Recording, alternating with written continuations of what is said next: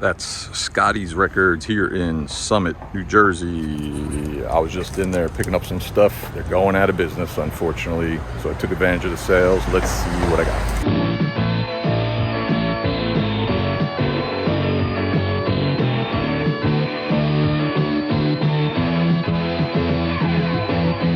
Greetings, y'all. Welcome to another video. Today we are doing a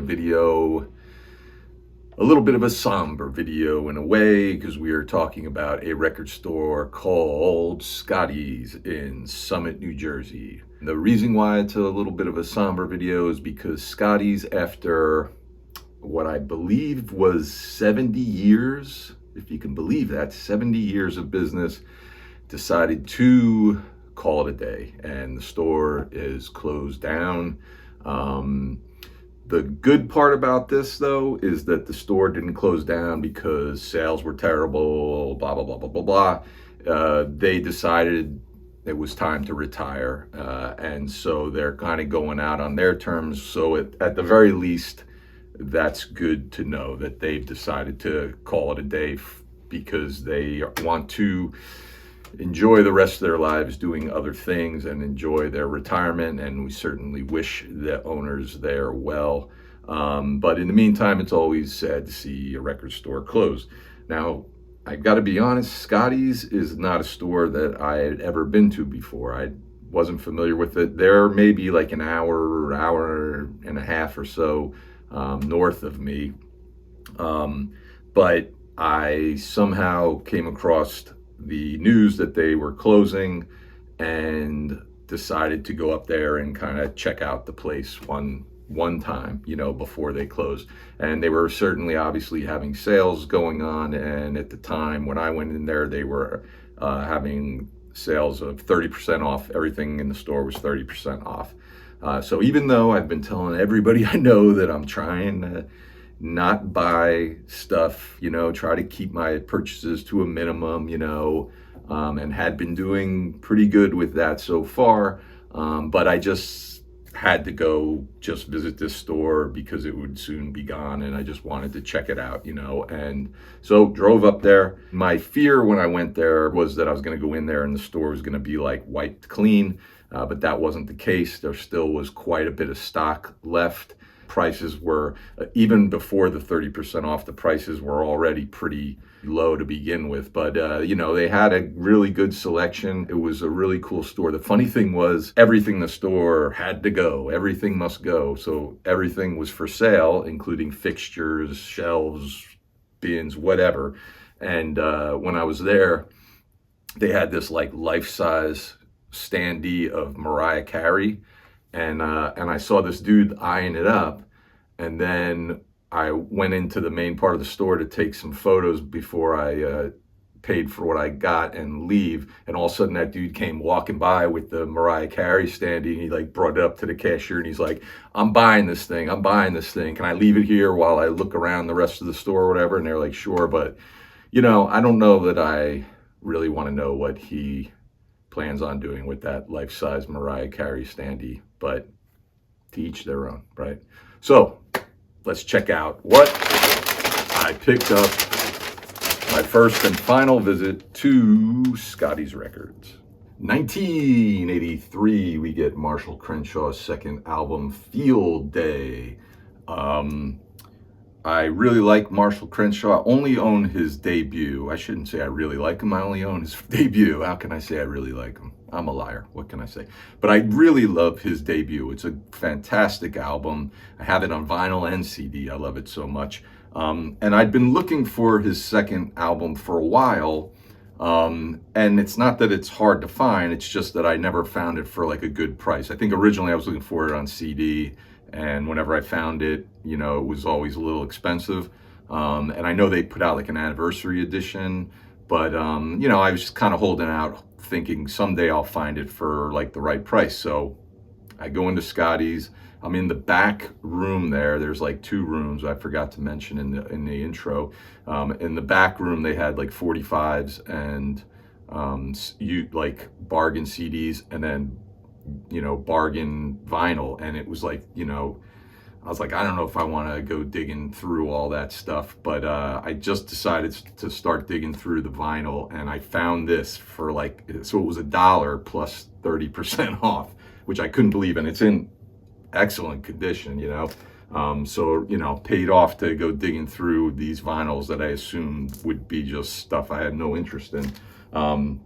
But you know, much like his first album, this one is also really good. This was produced by Steve Lillywhite, and Scott Litt also had a little bit to do with the sound of this album. Scott Litt, of course, went on to work with REM quite a bit. But yeah, it's a really, really good record. I think his first album did okay, moderately okay. And this one, I think, did not do very good. From what I understand, he was kind of rushed into making this record, and wasn't totally prepared, but, you know, ended up kind of rising to the challenge and put it out. I think he hated this cover art, and it was kind of approved while he was on vacation. I think the anniversary one that I mentioned has different artwork that I guess maybe is a little more in tune with what he wanted. But yeah, it's just another collection of really good, you know, kind of pop, rock, new wave, whatever you want to call it, songs, like just really good ones. Some of the ones on here that I dug were Whenever You're on My Mind, Our Town, One More Reason, One Day with You, and Monday Morning Rock was another really good song that I liked. Yeah, like I said, you know, it stacks up pretty well, I think, with his debut. Surprising, you know, it's surprising that his debut wasn't a bigger hit, and it's surprising this wasn't a bigger hit, but definitely worth checking out. If you dig Marshall Crenshaw and you don't have this one, highly recommend it. 2003, we get Michael Franti and Spearhead and their album Everyone Deserves Music. Everyone does deserve music. Everyone should be digging music. Michael Franti, he was in a band that I used to have a CD of. I got rid of in my first purge. This band called Hypocrisy. What the hell were they called? I don't remember. Hypocrisy, something or other, Disciples of Hypocrisy or something like that. They did like a cover of a Dead Kennedys tune that I liked. That's why I bought the CD, but the rest of the album I wasn't too crazy about. But he formed this band, and I've had a couple of tracks by them, digital tracks by them for a while that I kind of liked, but I've never had one of their albums. And saw this there. Again, this was like, you know, in like their $2 section plus the 30% off. And so I decided to give it a shot, and it's really good. I like it. I mean, I don't know how to kind of describe their sound. They're sort of all over the place, kind of like jazz, funk, reggae, hip hop elements, I guess, rock, you know, just like this amalgam of every genre you could think of, except country. Thank the Lord. But yeah, like I said, I wasn't really sure what to expect here. I like a handful of songs that I know by them, but wasn't sure if a full album of that would be any decent, and it actually is. I really dug this. Thought it was really good. Let's see, what tracks on here did I like? What I Be, We Don't Stop, which is a track that I had previously. Everyone Deserves Music, Pray for Grace, and Love Invincible is another one that was really good. But yeah, really happy with this one. Makes me think maybe I'll pick up another one of his albums if I come across it or not. But yeah, really cool album. 1977 brings us Pete Townsend and Ronnie Lane and their album Rough Mix. This album is something I already own. I own the vinyl already, and I own the CD. So Steve, why did you buy the vinyl again? You're asking yourself. Well, I'm going to tell you. Like I do sometimes, if I find a better version of it, I'll pick it up. The original vinyl copy that I had, I bought a handful of years ago at a place, Atomic Pop Shop down in Baton Rouge. I found it in like their dollar section, and the vinyl itself was in really good condition, but the album cover was really kind of beat up. Like this whole side of it was like all frayed, like somebody had been chewing on it and everything. So I don't know, maybe in the back of my mind I always thought if I find a better version of that, I'll pick it up. And so I walk into Scotty's, and right when I walk in the door, they had a bin of vinyl sitting right there. And I started digging through it and found this, and this is in really excellent condition. And it was, I think, $2 plus the 30% off. So it was a perfect situation to want to upgrade my old copy. The difference is now, the previous copy I had that I gave to my buddy Wiegert, who I always talk about, that copy was the version, the original release that came out in 1977. Cover art's a little different. That one is all these little postcard images. And that one's also a gatefold. This one is not. This one, I believe, was released in 1983. I don't know if I'd call it a reissue. It might be that, because I think the original one I had was on MCA Records, and this one is on Atlantic, so maybe it switched labels, so they decided to reissue it on Atlantic, and they didn't bother with the gatefold, and for whatever reason, they changed the album cover art. But nonetheless, this was in great condition. This is a really good record. Obviously, I liked it so much, I bought it on vinyl and CD. And it's really good. I mean, I remember growing up, always seeing this in the record store and just never picking it up, never know anything about it. When I bought it that time, when I found it, the original vinyl, and listened to it, I just instantly loved it. It's kind of mellow. Ronnie Lane and Pete Townsend kind of trade off on songs, vocals. One of them sings one song, the next one sings the next one. There's some guest appearances on here. Eric Clapton, Charlie Watts, John Entwistle make appearances.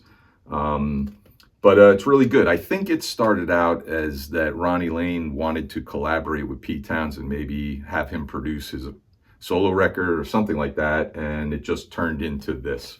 But it's really, really good. It's a strong collection of songs. My Baby Gives It Away, Nowhere to Run, Annie, Misunderstood, Hard to Hang On To. Just a really, really awesome record. If you're not familiar with it, highly recommend it. 1985, we get the Style Council and their album, Our Favorite Shop.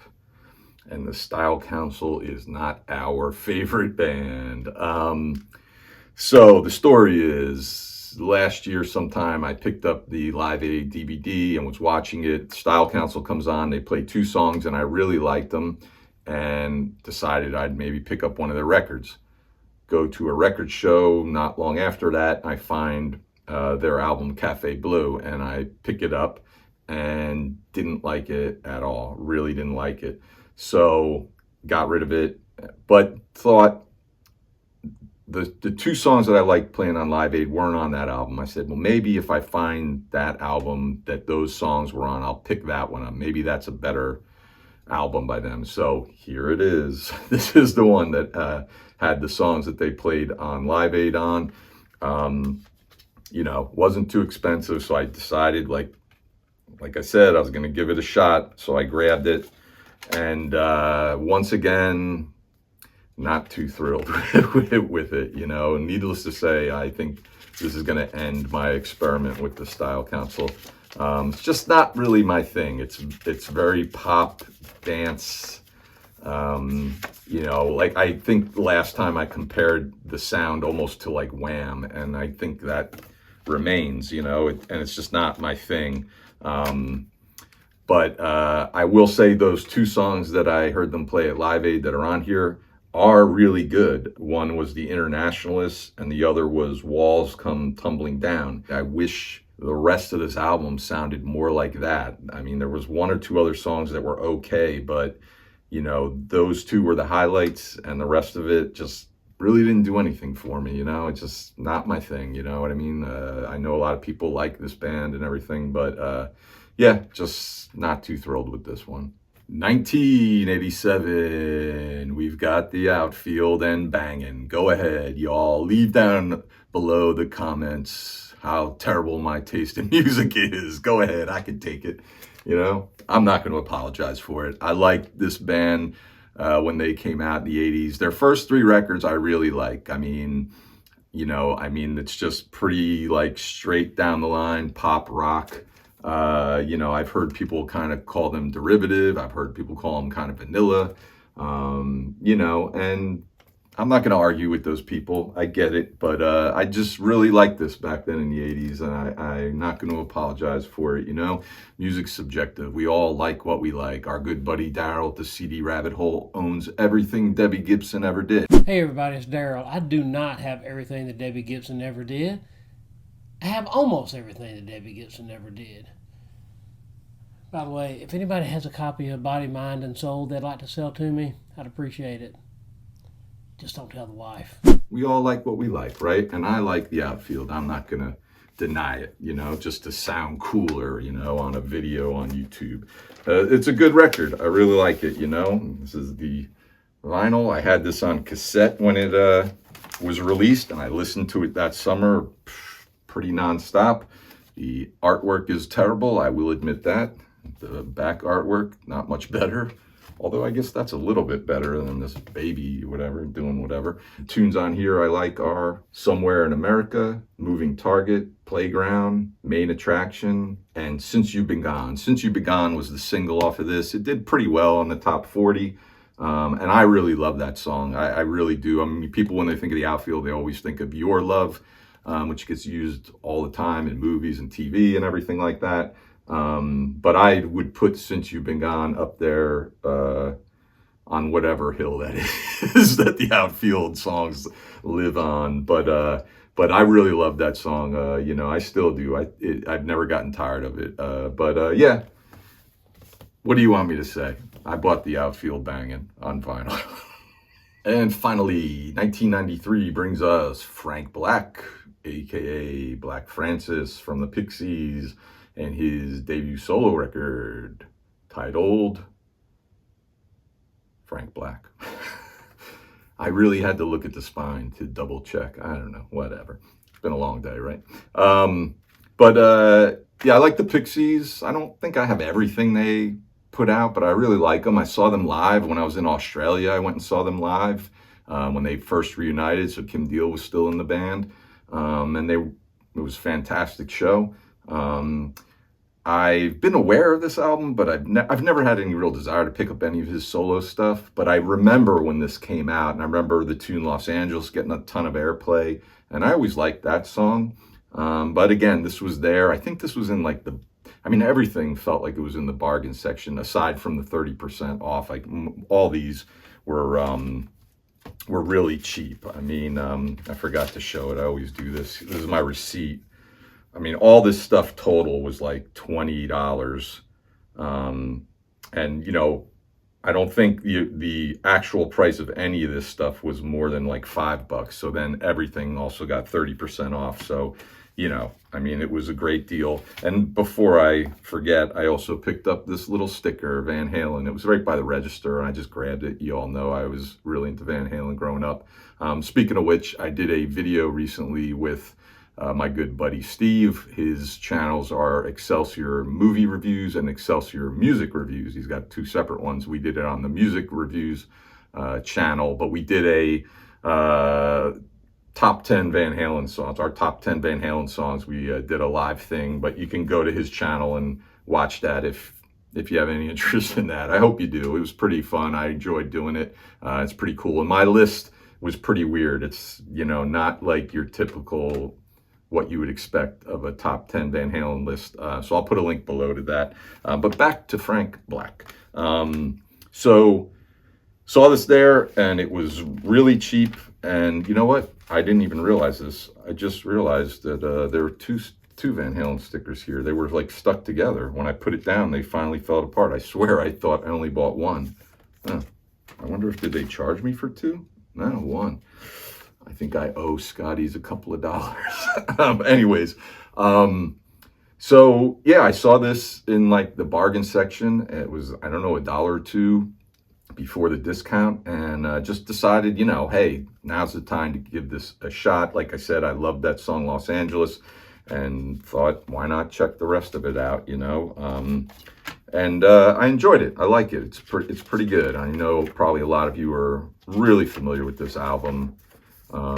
So I don't know that I really need to kind of school you on this much, but yeah, I mean, like I said, I think there's one or two other songs on here that I had heard also on the radio at that time. But it was good. It was a good listen. I don't know that I'm going to run out and pick up any more of his solo stuff. But I like this, you know, aside from Los Angeles, some of the other songs I liked on here were Hang On to Your Ego, which is a Beach Boys cover, Old Black Dawning, and Two Spaces was really good. I really like that. I heard Ramona Sing was pretty popular, and I guess it's about the Ramones. And I thought that was a decent song, but those other ones really stood out more to me. But yeah, really cool record. I mean, all this stuff, aside from the Style Council, were good pickups, and I'm really happy with that. I'm happy that I got to go up there and check out the store. You know, usually at this part of the video, I always say, hey, if you're up there in Summit, New Jersey, go check out Scotti's. That doesn't really work in this situation. But, you know, hats off to Scotti's, you know, for bringing music to the masses for all those years. I hope they enjoy their retirement. Thank you for tuning in. Let me know what you think about all these. Feel free, like I said, to give me hell down below about buying the Outfield Bangin'. I can take it. It's okay. See you next time, y'all, later on.